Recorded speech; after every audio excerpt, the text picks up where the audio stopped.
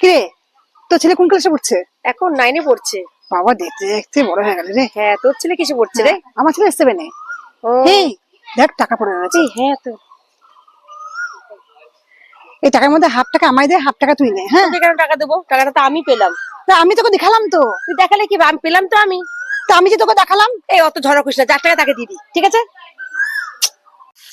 ও ভাই, ও ভাই। হ্যাঁ হ্যাঁ বলুন।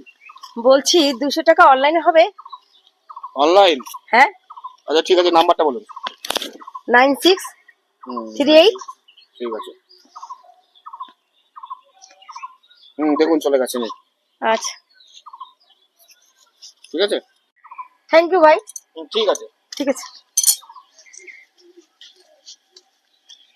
তুই টাকাটা দিয়ে দিলি?